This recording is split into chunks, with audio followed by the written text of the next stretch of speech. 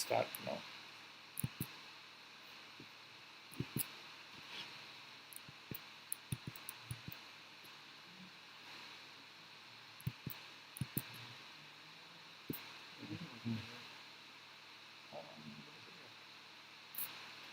So Hare Krishna devotees, welcome to ISKCON West, outpost of ISKCON Seshadripuram for the Sunday evening program.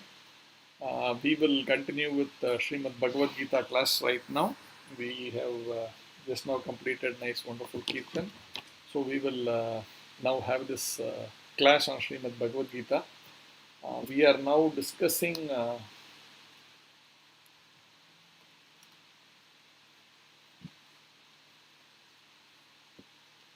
share the screen. We are discussing 5th chapter, Karma Yoga, Action in Krishna Consciousness. And we are going to be discussing verse number 26. I'll just share the screen.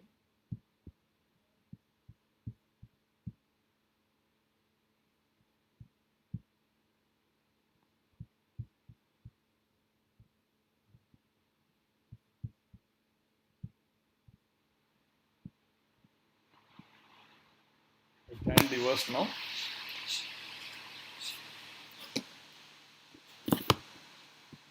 Kamakrodha vimuktanam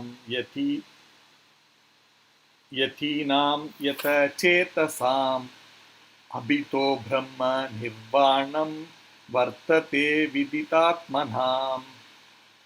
Kamakrodha vimuktanam yatinam yata chetasam abhito brahma nirvanam vartate viditatmanam. Kamakrodha vimuktanam yatinam yata chetasam abhito brahma nirvanam vartate viditatmanam. Now let's see the word by word meaning. Kama from desire, krodha and anger, vimuktanam of those liberated, yatinam of the saintly persons. Yatinam of the saintly persons. Yata chetasam who have full control over the mind. Abhitaha assured in the near future. Brahma nirvanam liberation in the supreme. Vartate is there. Vidita atmanam of those who are self-realized. Translation. Those who are free from anger and all material desires, who are self-realized, self-disciplined, and constantly endeavoring for perfection, are assured of liberation in the Supreme in the very near future. So, purport by His Divine Grace A.C. Bhaktivedanta Swami Srila Prabhupada ki jai. Of the saintly persons who are constantly engaged in striving towards salvation, one who is in Krishna consciousness is the best of all. The Srimad Bhagavatam 22.39 confirms this fact as follows.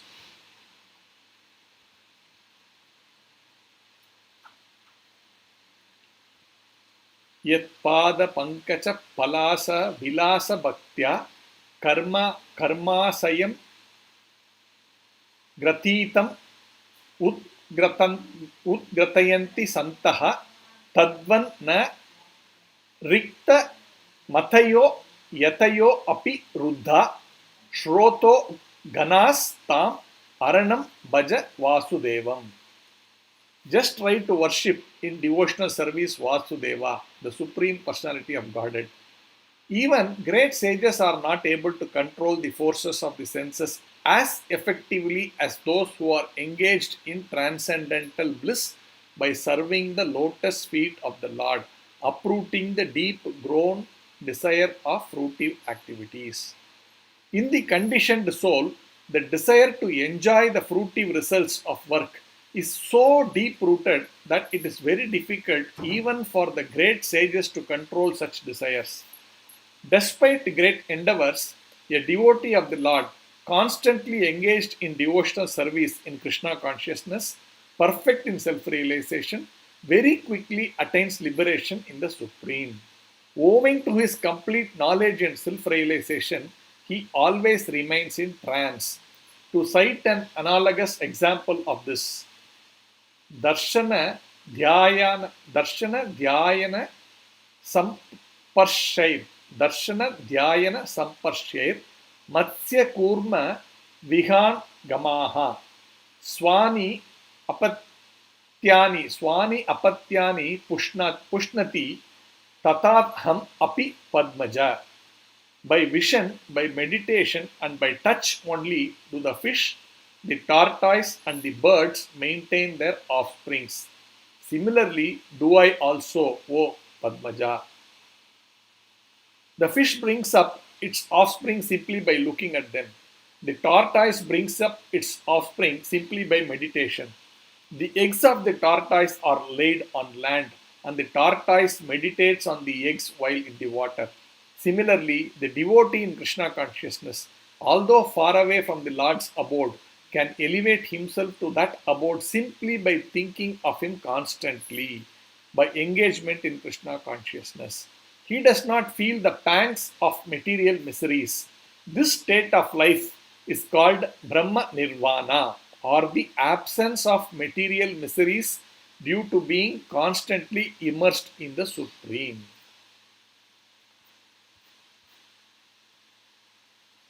Om Ajnanatimirandasya Jnananjana Chakshur Unmilitam Yena Tasmai Shri Gurave Namaha.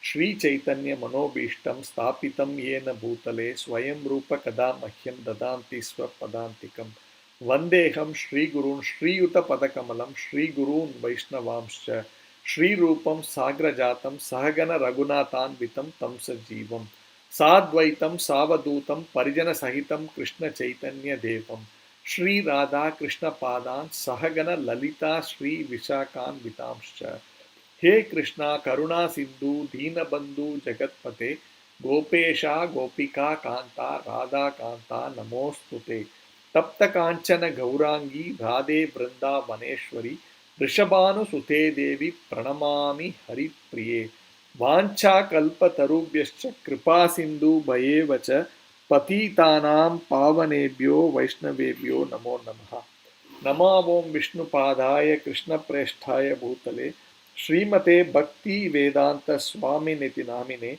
Namaste Saraswate Deve Gauravani Pracharine Nirvisesa Sunyavadi Paschatya Desha Tarine Jai Sri Krishna Chaitanya Prabhu Nityananda Shri Advaita Gadadara Shri Vasadi Gaurabhakta Vrinda Hare Krishna Krishna Krishna Hare Hare Hare Rama Rama Rama Hare Hare Om Tat Sat. We'll read the translation once more. Those who are free from anger and all material desires, who are self-realized, self-disciplined, and constantly endeavoring for perfection, are assured of liberation in the Supreme in the very near future. So now, how to understand these verses is very, very important.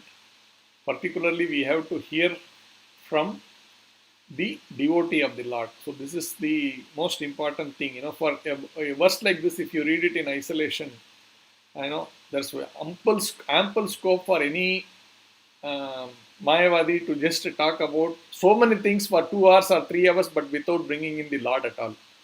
But Srila Prabhupada, right from the beginning, when he starts his commentary only, he gets straight into the depth of that particular verse.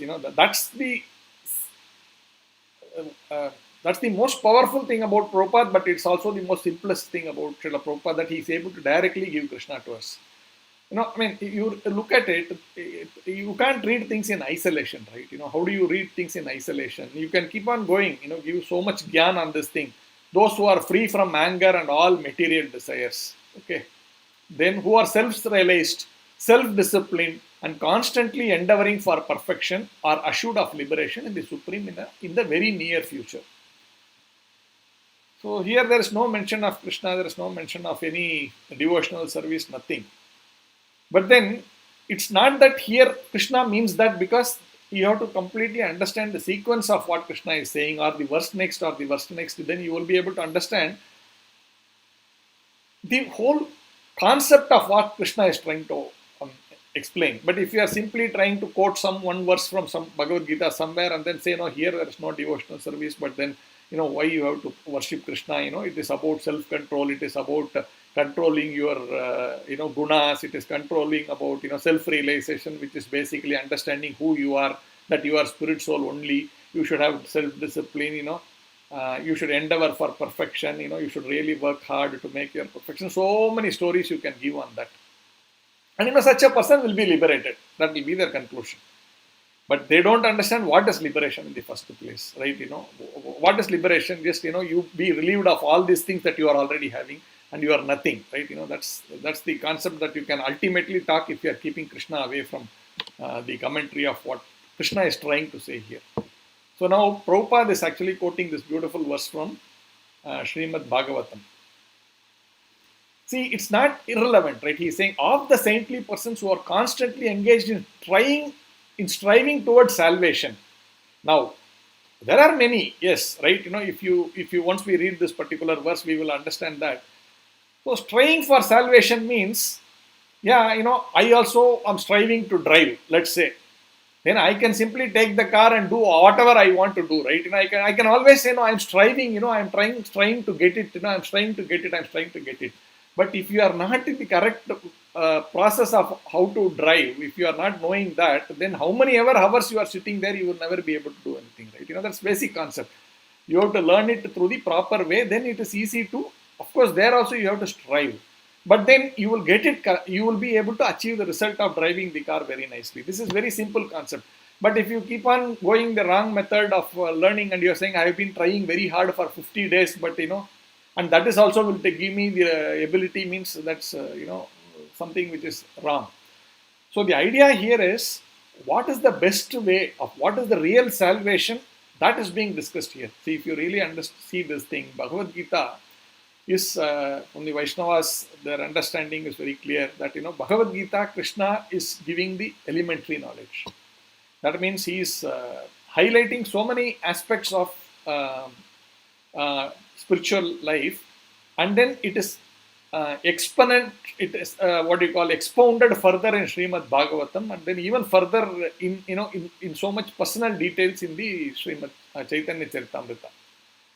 So therefore, when you read Bhagavad Gita, like, when you read some text, right, in schools, in colleges also we have, when there's a topic is slightly touched upon in that text, then they will say, you have to take the reference from so-and-so book. Then when you go into that so-and-so book, it is very elaborately dealt with that particular topic, and then you get to understand, this is the deep meaning of what is being mentioned in that, whatever that original quote that we read. Same thing applies when Bhagavad Gita, when the Lord is saying certain things, that is elaborated by practical application in Srimad Bhagavatam. Like many devotees and the Lord himself, in his relationship with those devotees, bring out all these wonderful explanations to the verses that is being discussed in the Srimad Bhagavad Gita. Understand this, it's sometimes, not to say that Bhagavad Gita is short. What I'm saying is, within a verse, like if you are only looking at it in isolation, there is going to be a lot of challenges. That's the point I'm trying to make. Now here, when you reference it back to the words used by Prabhupada, very, very powerful. See, this talks about who are the person who can, in the near future, very easily liberated, right? That's what it is talking about. Now, Prabhupada is referencing to a very powerful verse in the Srimad Bhagavatam, which gives the actual way, not simply talking at a level which is sort of hide and seek. It directly points to that, how to do it. Like, for example, this verse also of the saintly persons who are constantly engaged in striving towards salvation. Right? So this verse is about by achieving what a person can go to liberation. Right? He says one who is striving towards salvation. That explanation is given very beautifully. One who is in Krishna consciousness is the best of all. And what is the verse that is being talked about? This Yatpada Pankaja Palasa Vilasa Bhaktya. Now, what is the translation of this? Let's try to see this.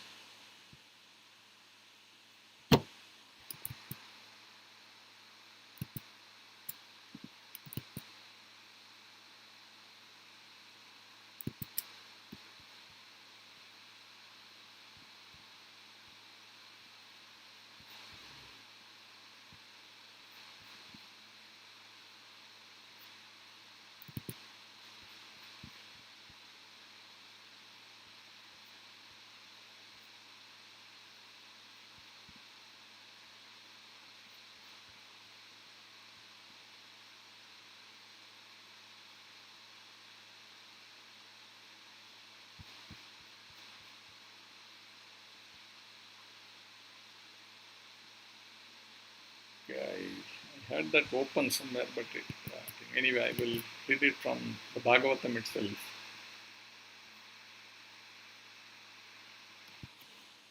This is 4.22 and 4.22, 13, verse number 39.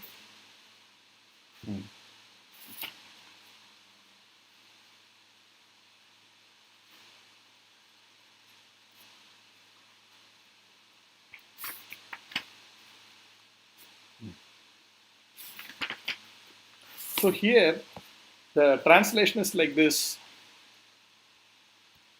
Because Prabhupada here has not given the complete translation. He is just written, just try to worship in devotional service Vasudeva, the Supreme Personality of Godhead. Even great sages are not able to control the forces of the senses as effectively as those who are engaged in transcendental bliss by serving the lotus feet of the Lord, uprooting the deep growing desires for fruitive activities.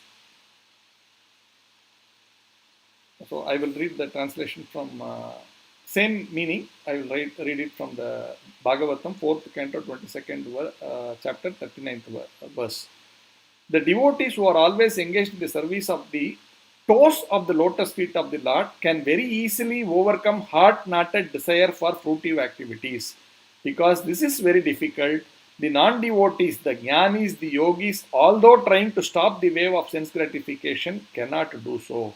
Therefore, you are advised to engage in the devotional service of Krishna, the son of Vasudeva. So the point is, if I have to go in the impersonal manner of achieving this, free from anger and all material desires, if you are trying to approach it through the impersonal method, then that's going to be very difficult, or rather literally impossible. That's the point that is being made here. That means Prabhupada in that purport is actually talking about now this kind of perfection is being tried to be achieved through different processes, right? We all are aware. And one is the, leave the karmis out, then there is this, the jnanis, then the yogis and the bhaktas. So there are three different categories. If you read this in isolation, those who are free from anger and all material desires, who are self-realized, self-disciplined and constantly endeavoring for perfection. So what are the types in which people are generally, if you see the world around us, who are the kind of people? One is this jnanis, one is the yogis, and third one is the bhaktas. These are the different types. Someone can say I can also achieve through jnana, I can also achieve through yoga, all that. But if you really look at it, those paths are very, very literally impossible. If you really have to say it, because if you really see, the jnanis are basically speculating. There are so many texts and so many different things. If you keep on speculating, there is no end to it, because there are umpteen number of scriptures available, and you should have a proper way of understanding, in what context it is being said, in the whole thing, and you can go on, because in jnani they don't want to surrender to one particular text or anything, one particular grantha, right? They just want to accumulate knowledge. And, this one is saying, okay, let me go and research into this particular, Rigveda is saying like that, how much Samaveda, what it is saying, right? Atharvana Veda is saying, what is that Upanishad saying, what is it? So that means you keep on going into splitting your hair with all those knowledge. At some point in time, we are overwhelmed, and then we start creating our own concocted version of whatever we have read. Right, there is no specific authority from which you learn. You learn it from you consider all of these authors are authorities, but you don't follow one particular authority, right? You keep on chasing so many different knowledge points. Yes, Vedas are knowledge. Therefore, we keep going into every aspect of it. Then we are not smart enough to understand the Vedesya Sarve Rahameva Vedyaha. That is what we need to conclude by going through that process. But invariably, people do not get there. They go on in this journey of chasing. It's very, very difficult. Yes, maybe a few of them will get there. Bahunam janmanam ante jnanavan mam prapadyante. But by and large, for a common man, it's literally an impossible task. Now look at the yogis. The yogis in the process, they land up trying to get mystical powers. The thought is about this, about getting away from anger, getting away from material desires, be self-realized, self-discipline, all that. But in that journey, they are more getting attracted into the mystic powers. Because I think spirituality means you are able to have some extraordinary powers, which makes people believe like, you are a very great spiritualist, right? If you can see many, you can see many people like that who can do some uh, magic, unlike a magician who accepts that he is using some techniques to do this, whereas it is not really true. But a yogi will make it look like, no, it's actually true, like, like that. Maybe it's true also in some cases, like, very advanced yogis can do that. Like, for example, one rishi created a parallel heavenly world. So that is real. It's not like it's a illusion. Sometimes, when we see magic by our magicians, within quotes magicians, a lot of them are done through illusions. I was told there is once in a railway platform, a train was made to stand, so many 30, 20 bogies or something like that. And then one of India's famous magician, I don't know if it is PC Sarkar, one of them. So in front of the entire public, like, it's a demonstration. Actually, he made that entire train vanish. So now that is not real. You cannot really make a train vanish. It is just creating a kind of an illusion for all those seeing there that the train is vanished. But in reality, the train is standing there. So this is the magician's version. They accept it. Yes, I am not actually making it happen. But there are some yogis who can actually make it vanish also. I mean, very powerful. I don't know if there are any today. But at least in scriptures, it's been given such things, what I mentioned, where, one of the yogis actually created a parallel Swargaloka. But then, when you get so much power, keep getting power, the whole thought is lost in chasing those mystic powers that, mind starts concocting again, thinking that, this is the ultimate, I will one day be the creator of everything, I am God, that kind of thing. And in both these things, if you really see, the point is that we are still having attachment. Like, in Jnani, his attachment is to acquire knowledge. If you go into the depth of the thought process, he is more and more desiring for knowledge, which is also actually a kind of a attachment to something, what do you call, which is other than the self, if you want to put it that way. I don't know if I should call it materials a desire, but it is also a desire, a desire which is not really spiritual, because your interest in acquiring knowledge. I want to keep on studying various scriptures. I want to go split my hair, get a PhD into that, whatever. That goes into the more of a desire. And the yogi also, for mystic power, he is more desiring for mystic power. But actually, then how are you going to be desireless from that point of view? A bhakta has no desire. If you want to call it a desire, he only wants to serve the Supreme Lord. So, and the Lord is absolute. So that which is connected with that Lord is also, serving to the Lord is also absolute. So the idea is you detach into something and then you attach into something. It's not like you detach and then you hang there. That's never possible. You need to attach to something. So you detach from material things, but you attach to spiritual. Spiritual means the Supreme Personality of Godhead, and anything and everything to do with that spiritual personality of Godhead. So that means that the Lord and his devotees. You are attached to the devotee. You are attached to your spiritual master, who is a pure devotee of the Lord naturally. Therefore, you are attached to the Lord. Like, it's like, you are so and so's friend and I am your friend, therefore we both are friends. That kind of a thing. Material world may not be, but in spiritual world it is. Like, anything connected to the Lord is also directly related to us in that sense, if you are looking at the Lord as the core of everything. So for a devotee, there is nothing called a desire. He is desireless. His desire is actually spiritual. That means serving the Lord, not for the self. So it is about giving up material thing, but attaching to the spiritual concept.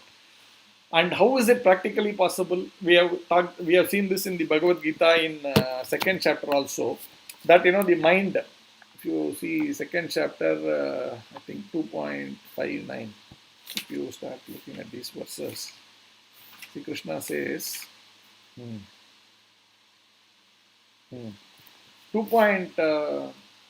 Vishaya vinivartante niraharasya dehinah rasa varjam raso api asya param drishtva nivartate. Now what does that say? Though the embodied soul may be restricted from sense enjoyment, the taste for sense object remain. But ceasing such engagement by experiencing a higher taste, he is fixed in consciousness. So this is the point.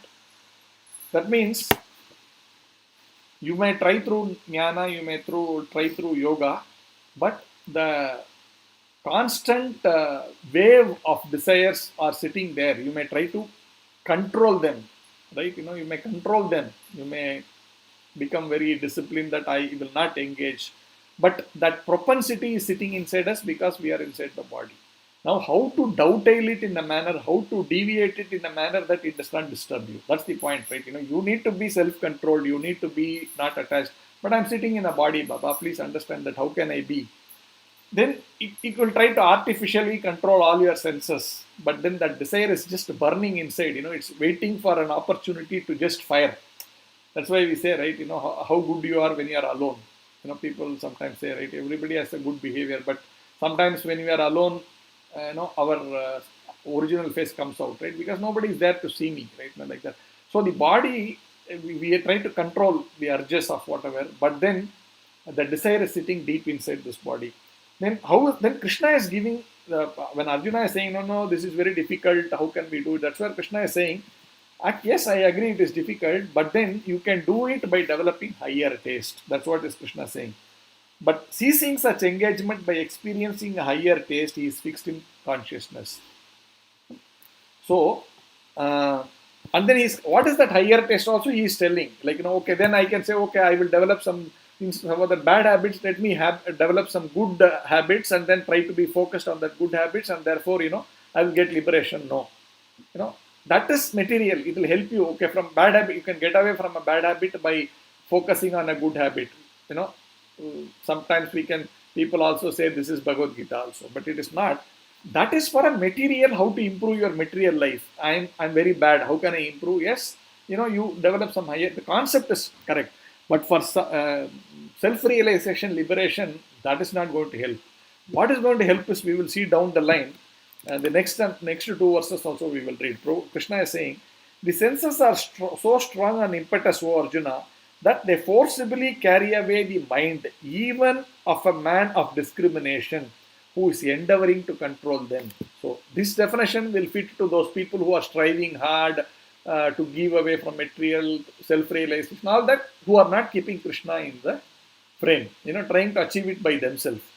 For them also it is mentioned, for a man of discrimination, even for him, it is going to be a very difficult endeavor to control the senses. Then he is saying, but therefore how you can do it? He is saying, Tani sarvani samyamya yukta asita mat paraha vasehi yasheshendriyani tasya pragya pratishtitaha. Now what is the meaning of this? One who restrains his senses, yes, that is needed, control is needed. Keeping them under full control, we discussed that in the last but one verse, that is fine. Even impersonalists, those who are not accepting Krishna but want to understand that there is something beyond this life, those kind of people also, up to this point, it's all fine. One who restrains his senses, keeping them under full control, even this verse which we are discussing today is talking about like that, right? And fixes his consciousness upon me, that is the point. Mat paraha. That is the word. Mat paraha means that you are fixing it on me. Mad means on me. That's the point that we need to make. See, that is the secret. But if you are trying to do through the other processes, but without trying to keep Krishna in the picture, then that is going to be a big,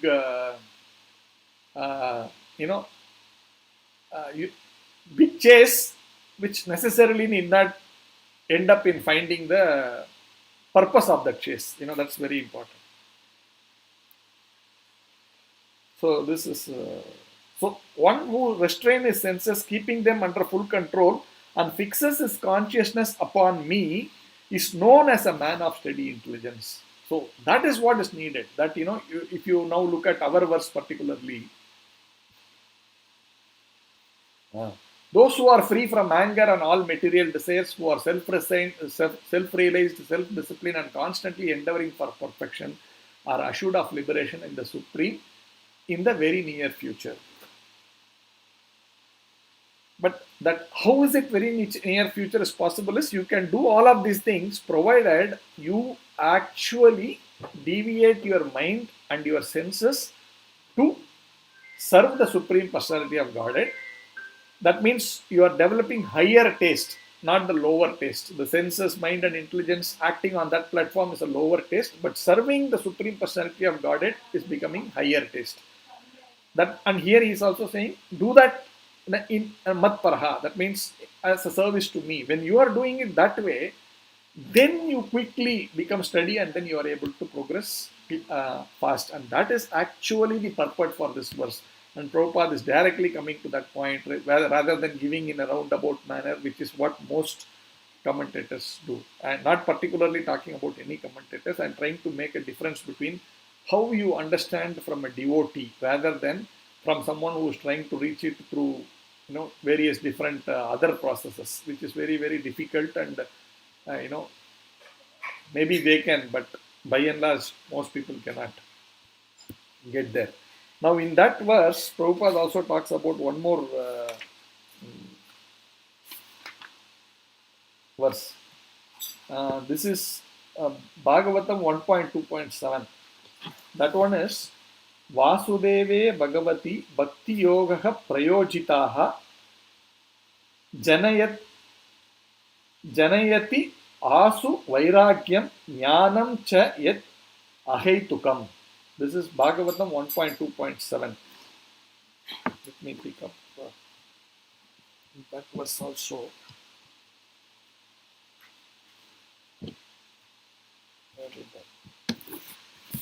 Let me pick it up here only.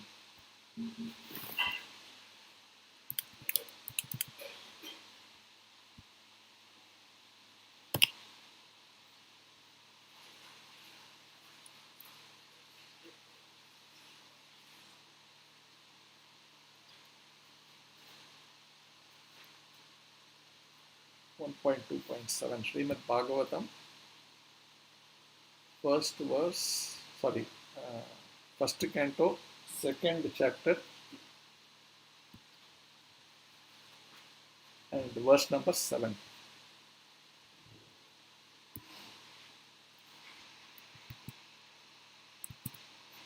I will share the screen for you.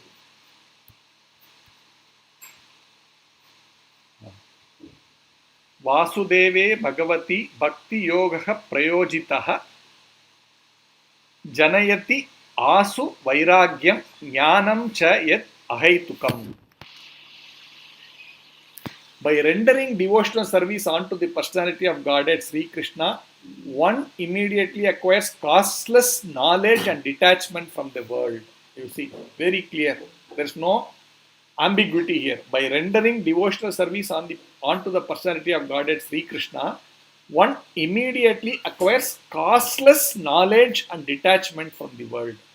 Now, if you have to see our verse,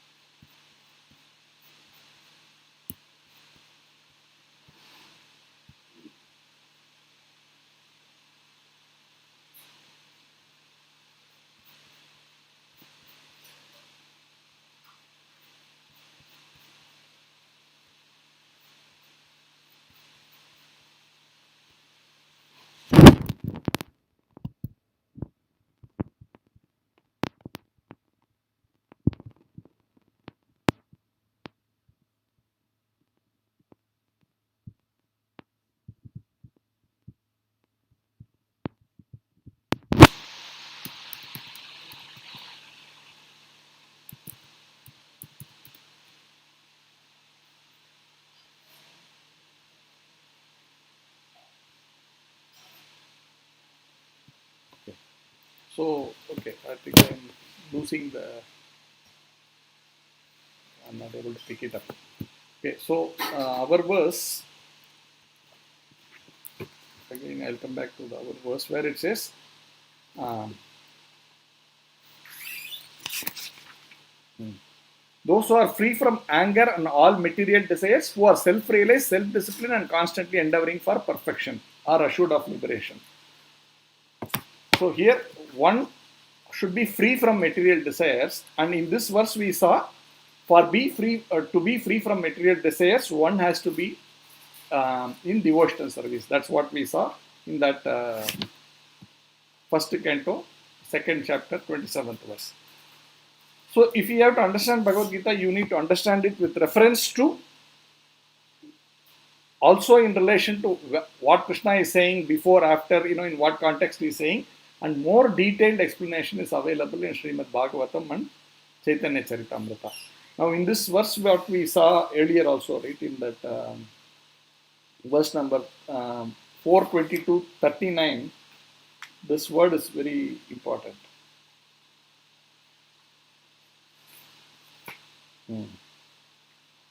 Yet pada pankaja palasa vilasa bhaktya, that verse I was reading, right? There is this verse which is Rikta Matayo.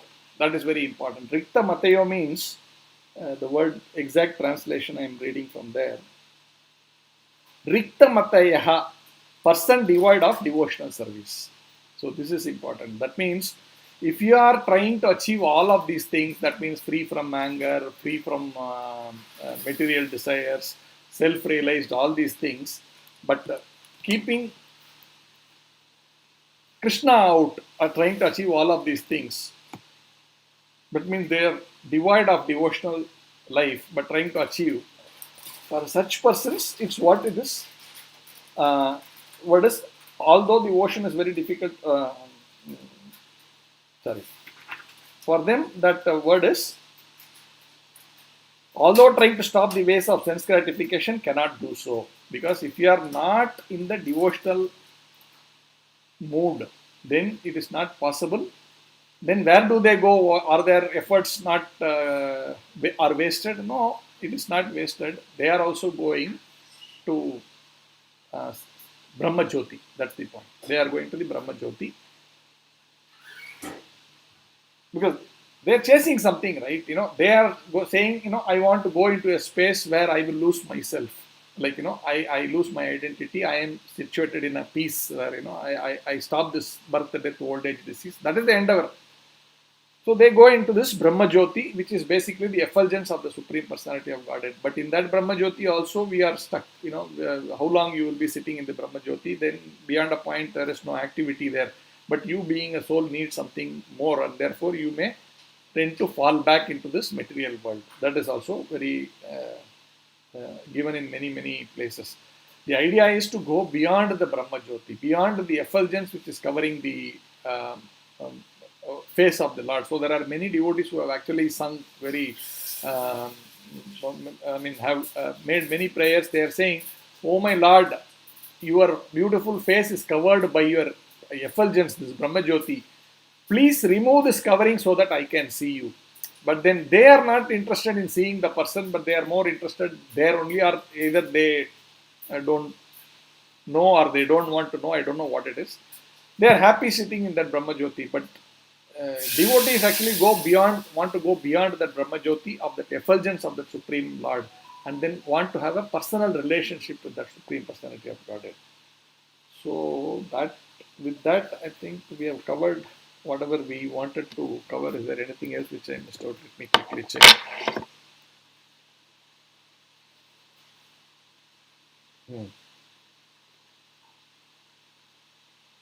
So this example is given, right? By vision, by meditation, and by touch only do the fish, the tortoise, and the birds maintain their offspring. Similarly, do I also, O Padmaja. So for this, Prabhupada is writing, right? Similarly, the devotee in Krishna consciousness, although far away from the Lord's abode, can elevate himself to that abode simply by thinking of him constantly, by engaging in Krishna consciousness. He does not feel the pangs of material miseries. That means one who is actually situated in Krishna consciousness, that means one who is in devotional service, It is very nicely said. Actually, as we keep practicing this devotional life, the material desires automatically go away, and he's more and more attracted to doing more and more devotional service. Therefore, the spans of material desire, right? That urge to be materially engaged, that automatically goes away. You don't have to do any specific effort that we have seen in practically also. We want to stop so many bad habits and all that. We are saying you engage in Krishna consciousness, then those things will automatically go away. That is the right way of saying it. But we want to be secular. No, you do this, you do that, and all that. No. If you are actually engaging in service of Krishna, then all those things will automatically go away. There is no specific effort required. That's why we say, again, going back to this point of watering the root, then everything else is solved, not specifically the leaves, the fruits and all that. For us also, if we have so many, anarthas in our heart, all we need to do is focus on that one personality called Krishna, and then all the other anarthas will simply vanish. It's said, right? When the sun is there, then there is no question of darkness, right? When the sun is there, there's no question of darkness. That's why it is mentioned, right?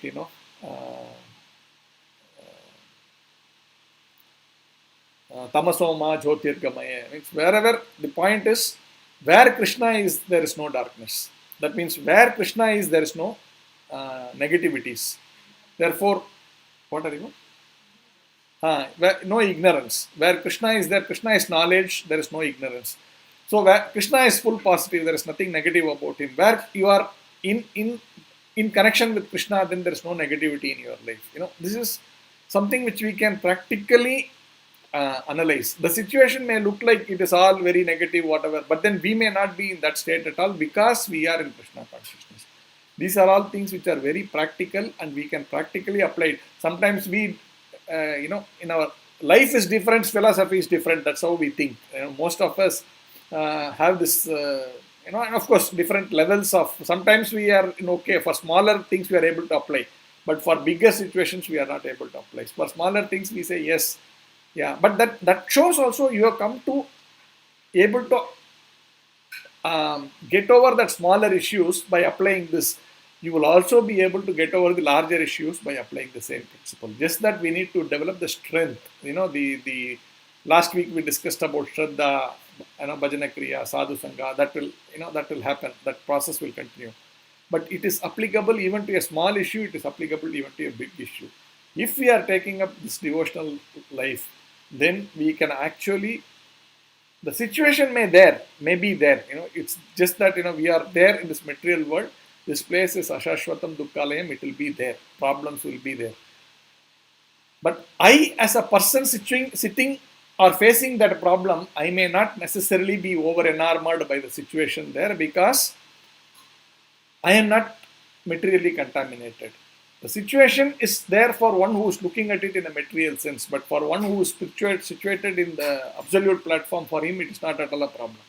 He may look at it, but others may think he is sitting in a problem, but he may not think like that. And we judge based on our vision, right?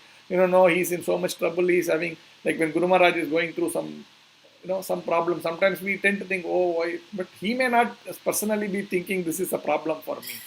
He may be thinking that, I don't know how because I am not in that state. But point is, we can see this very clearly. Prabhupada never felt perturbed when things were all very difficult, when the Bombay land was having difficulties, or he personally, 70-year-old going somewhere and then, how do you make success? You don't know.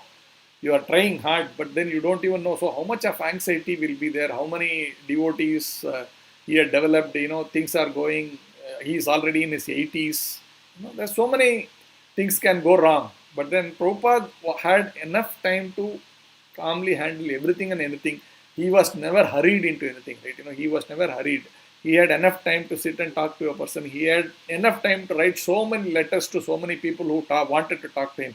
Oh no, I don't have time. I'm so busy. I am already, my head itself is rolling. How will I take care of, No, he didn't. He was very cool, very comfortable. Why? Because his situation may look like he's a hot CEO, but he never took that, I'm in a material kind of a pressure cooker situation. No. because he was out of it, because he is completely in the control of the Lord's energy, and therefore he knows everything will happen because the Lord is actually managing it, and he was, of course, putting in effort. That's not nobody can deny that he was like literally sleeping for 2-3 hours, but it never showed in his behavior. He was very cool, he was very calm, and he knew it is happening. But I have to endeavor, I have to put in my effort. I am a servant of Krishna. That mood was there.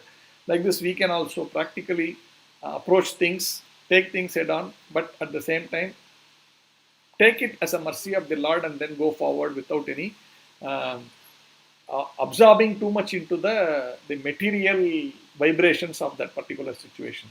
That is something which we can take in our life and then see how we can progress. So with that, I will conclude.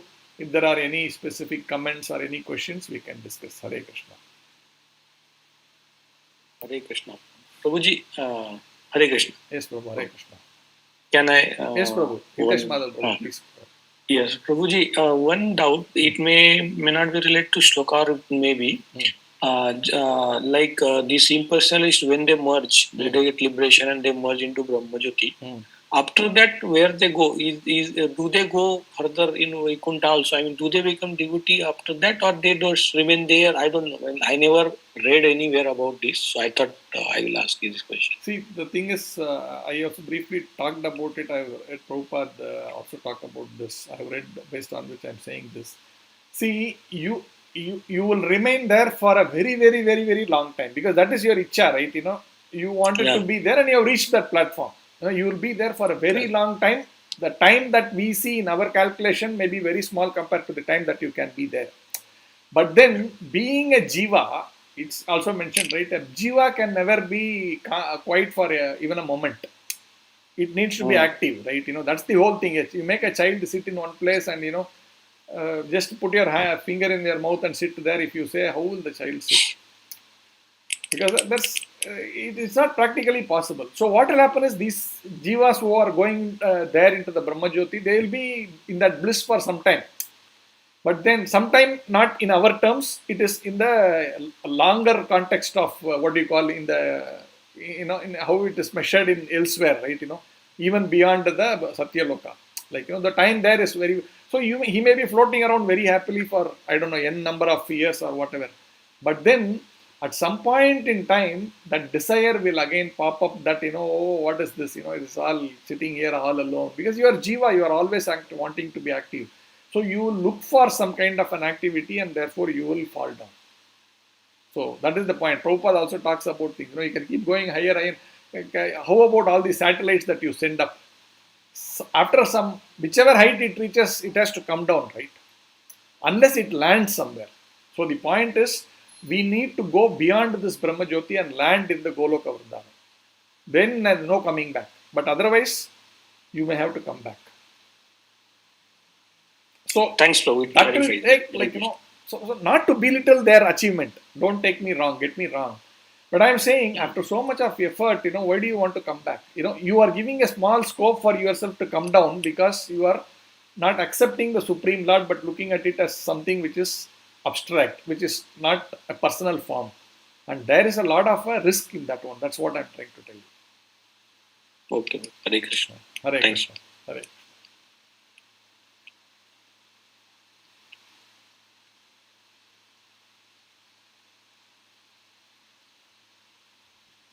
Any other questions, any other comments?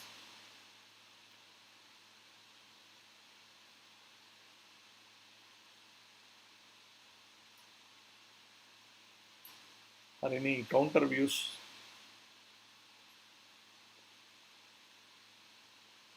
Hare Krishna, bro. Hare Krishna. Related to the point of, there's the discussion.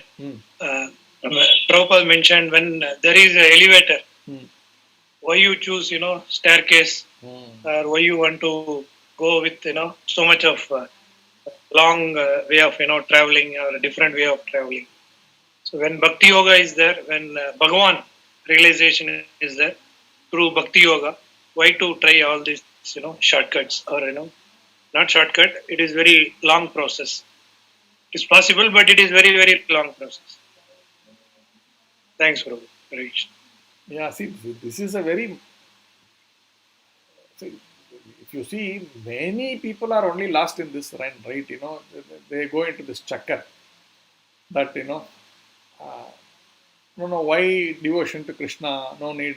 I will do devotion to this, that, so many things. That is what is mentioned. They will have huge arguments. But they don't want to see reason. They don't want to see the real information given in the scriptures. They will be quoting, oh no, this person said, that person said. Yeah, which is true. But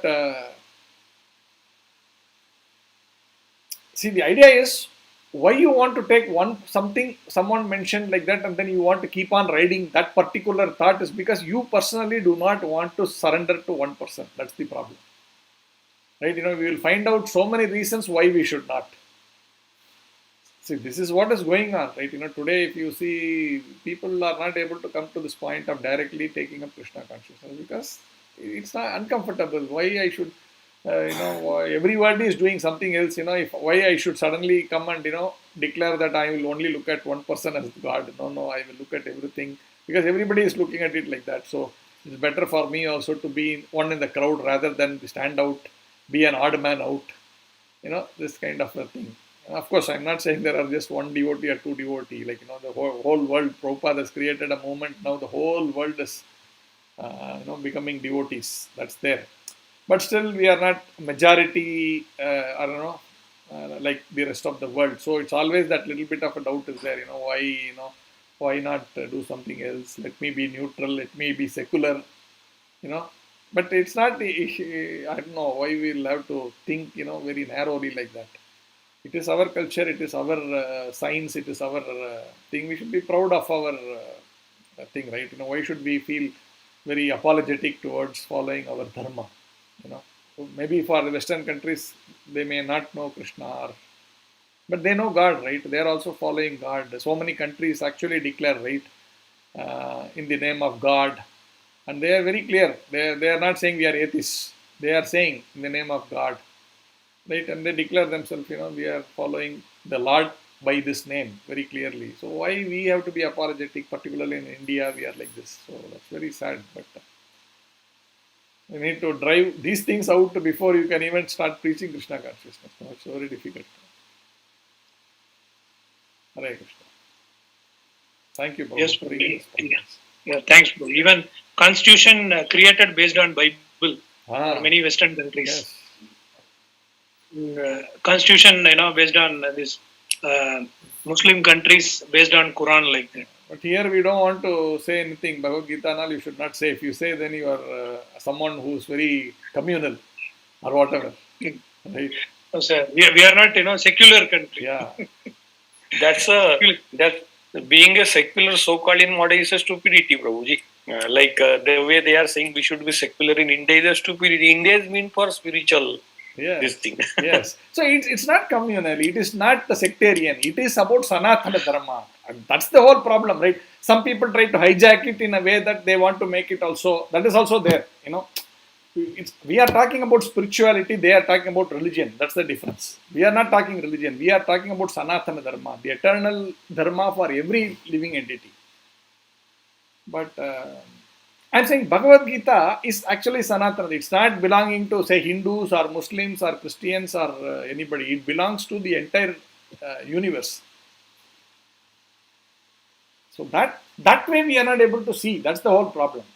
I am not trying to say, okay, you call Hinduism. No. I am saying Sanatana Dharma. Bhagavad Gita is the Supreme Lord's words.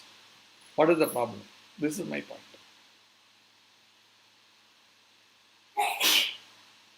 But very important thing, and I don't know.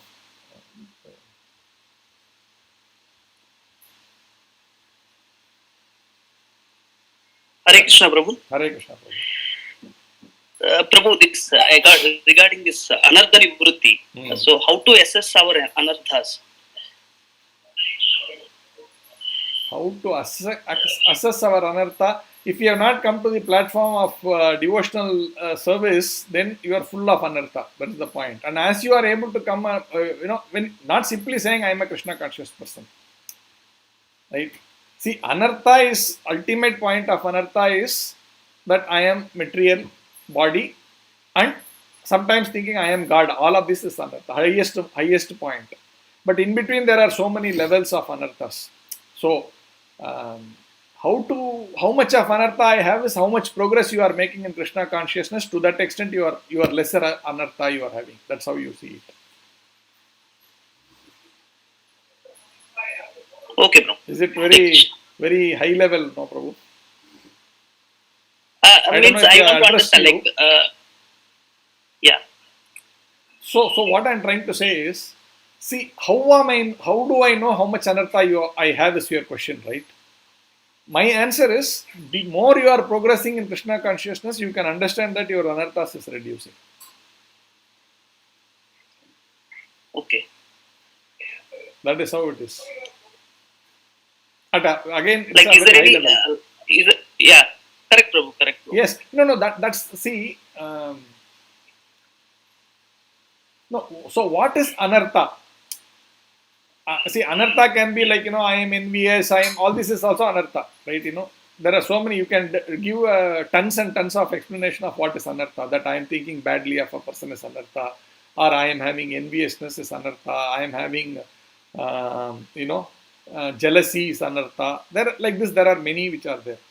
As I was saying, you cannot focus on one and then, by the time something else will come in. But if you are actually keeping Krishna in the center, all of these things will go away. We discussed this earlier, right? I was talking about this. You cannot address one by one like that. But if you are actually taking up devotional service, all these lower tastes will automatically go away. So, therefore, if you progress one step in Krishna consciousness, tons of anarthas has actually gone. That is the reality. So I am giving one measure. If the more you are progressing, then the lesser your anarthas are. You get it, right? Yes, Prabhu. Yes, Prabhu. So that's the point. And within that, there are many material qualities we may see and try to address them. In whatever. Again, how much is it hindering your devotional life? You address it to that extent. But overall, try to focus on devotional life. Then automatically these things will start falling off. We may tell ourselves, don't realize it, that oh, how come that I'm now no more feeling that urge to do this one. So you will see, because you have progressed in Krishna consciousness, that one has stopped, but something else has also stopped simultaneously. So that's the point. The more we are progressing, the lesser we will we will lose the anartha.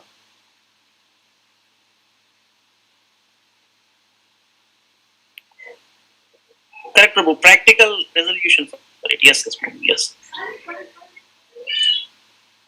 Yeah. Again, maybe this may actually have a lot of deep class by itself, right? Anartha Nivritti means you can have a seminar. But I am giving again, very high level. But that is actually the fact, what I'm saying.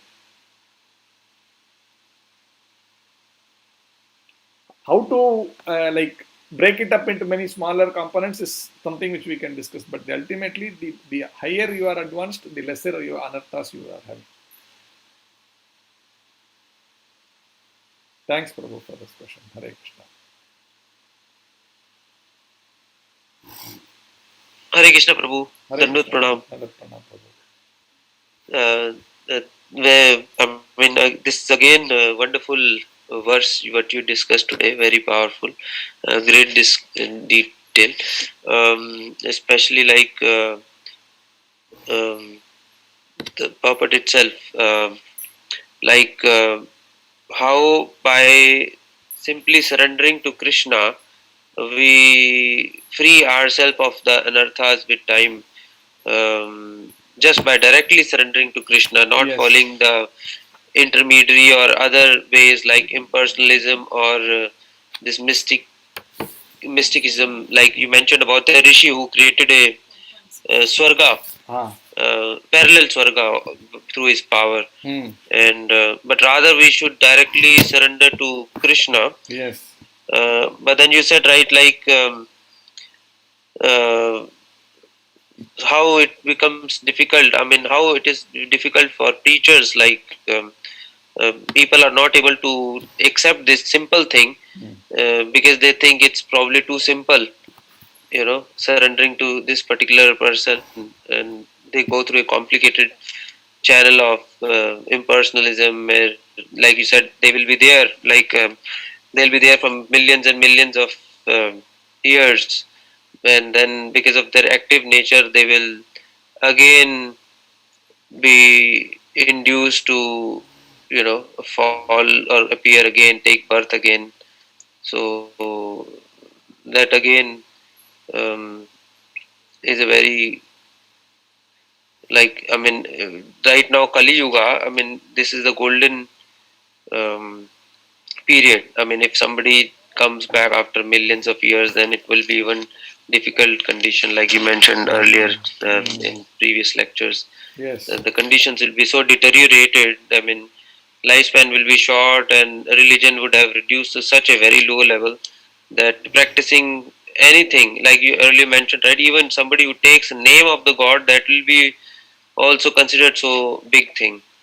Yeah. So right now people can at least enjoy Krishna consciousness. Well, it is in the golden age. Yeah. So yeah, very very interesting verse.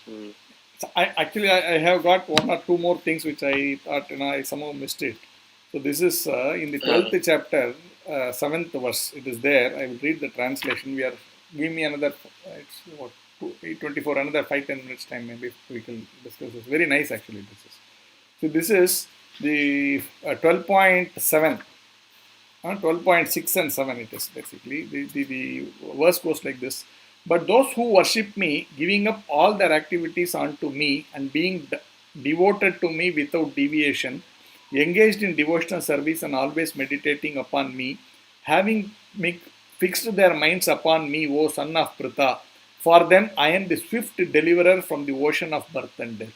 See, very, very apt, right? Here, to the verse that we are talking, very quickly he will come. That's what the verse, right? No, in the immediate future he will be, but he did not directly specify the Lord's name. But here, the same Bhagavad Gita, 12th verse, he is saying, but those who worship me, giving up all their activities unto me. That means what? Giving not to do activity. He's not saying don't do activity. He's saying you do activity, but give it to me. That whatever, the effort, the result, everything you give it to me. Being devoted to me without deviation, engaged in devotional service and always meditating upon me, having fixed their minds upon me, O son of Pritha, for them I am the swift deliverer from the ocean of birth and death, liberation. Very clear, right? The same verse there in impersonal, but here it is very personal, very directly mentioned. In that, Prabhupada is quoting 3-4 wonderful verses there. One of the verses he is quoting, he is saying from Varaha Purana. In the Varaha Purana, there is a verse which says, the purport of this verse is that a devotee does not need to practice Ashtanga Yoga. Or let me, to give you authenticity, I will read that Varaha Purana verse also. Nayami Paramam Sthanam Archir Adi Gatim Vina Garuda Skandam Aropya Yatechayam Ani Varitaha. The purport of this verse is that a devotee does not need to practice Ashtanga Yoga in order to transfer his soul to the spiritual planets. The responsibility is taken by the Supreme Lord Himself. He clearly states that He Himself becomes the deliverer. That is the point. Like, you don't have to make an endeavor. The Lord will make it happen for you. We saw this Ambarish Maharaj story I have told many times. The Durvasa Muni and Ambarish Maharaj, they get into a fight in the Ekadasi day. That story I have told, I don't want to take more time. But Ambarish is a devotee, he is not a yogi. And Durvasa Muni has many powers. So he is relying on his power, where Durvasa Muni is relying on the power of the Supreme Lord. And naturally, the Supreme Lord's power overcomes the yogi's power. And then this Durvasa Muni keeps running hither and thither all over the three universes, trying to escape the power of the Supreme Personality of Godhead, which is basically the Sudarshana Chakra. But Ambarish Maharaj didn't have all these powers to actually put him in any kind of trouble. He only relied on the superpower. Oh Krishna, protect me. And Krishna's power actually can manage anything and everything. So that is the point here is making. Krishna can deliver you. You don't make any big effort. You simply surrender to Krishna. That's all. Don't bother about all the jnana in the world, I do all the yoga in the world. No. You only take simple devotional service to Krishna, and Krishna will you everything that is needed for you to go back. He will deliver you. No, don't have to do anything. It's like the child, right? A child gets everything done, right? Even cleaning happens by himself, by someone else. He doesn't have to do anything. But he's depending on that mother. That's all. He depends on the mother, and mother takes care of everything. Now, don't interpret it as therefore I will simply be sitting. Krishna will have to give me a job. Not like that.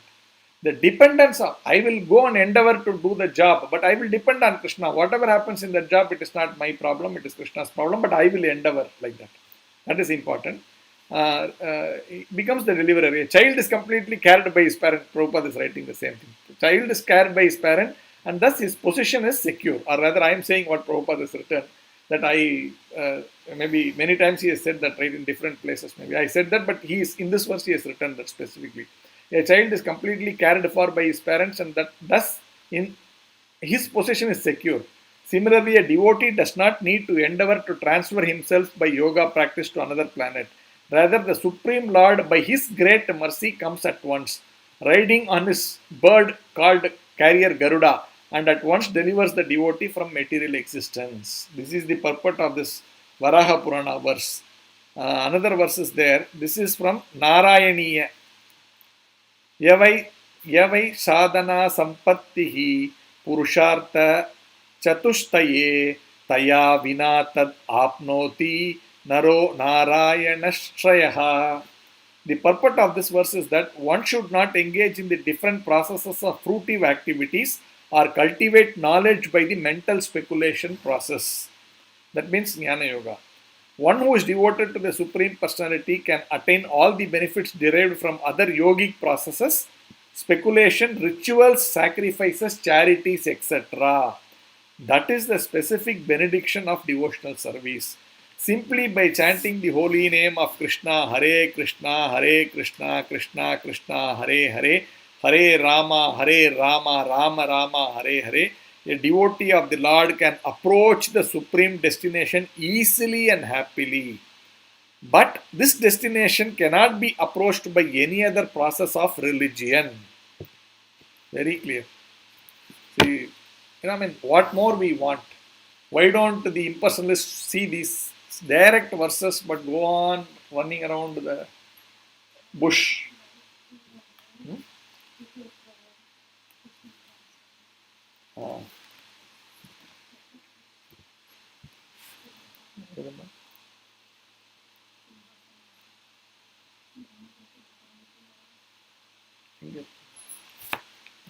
Just a minute.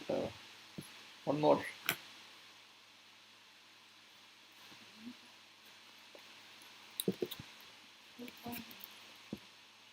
Okay, to Hitesh Madhav Prabhu's question, there is one purport which is the 4.9 transcendental knowledge. One who knows the transcendental nature of my appearance and activities does not. Janma karma chame divyam yevam yoveti tattvataha tektva deham punarjanma naiti mameti. So Arjuna. For that, this is the translation. Activities does not upon leaving the body takes his birth again in this material world but attains my eternal abode, O Arjuna.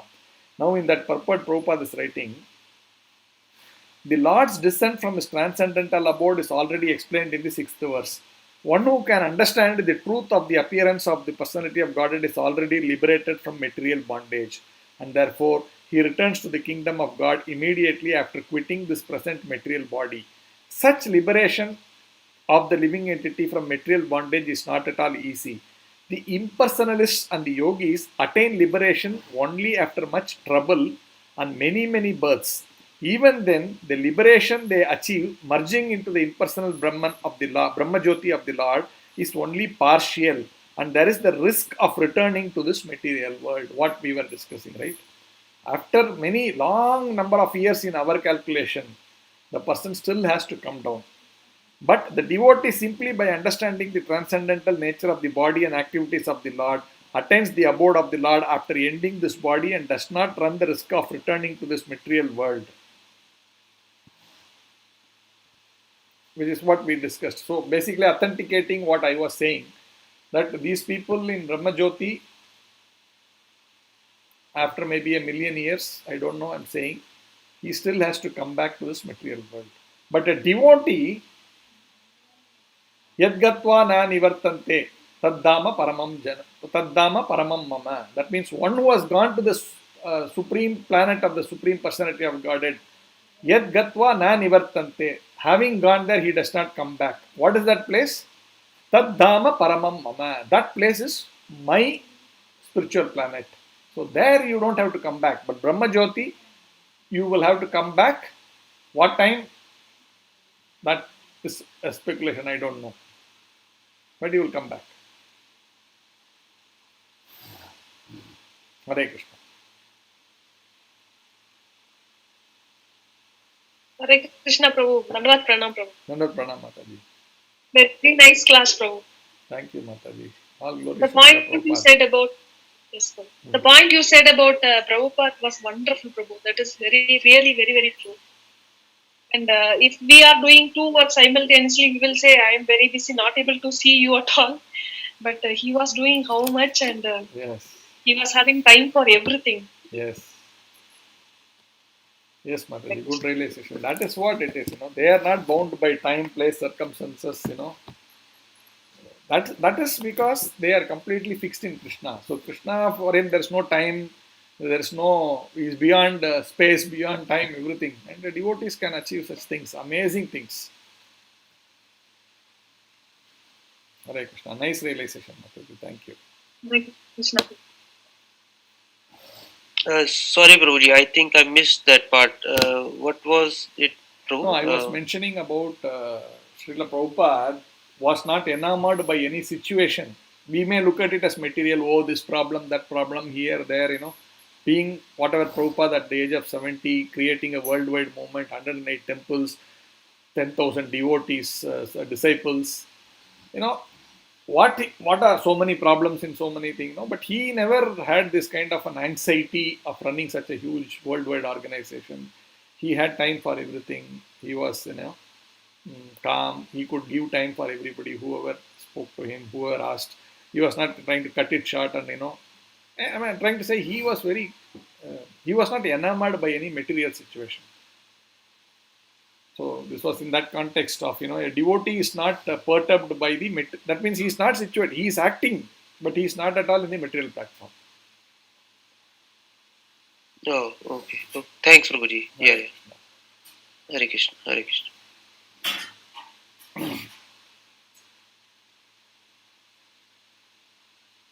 Okay. So, thank you. Nice interaction. Thank you very much. So, we will close this week's the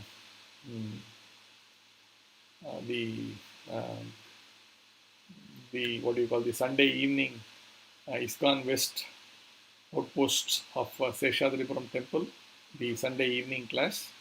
We will continue next week again. Hare Krishna.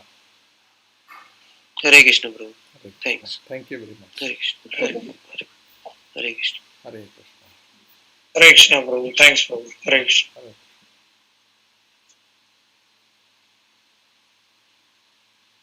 I will end this session. Thank you very much. Hare Krishna.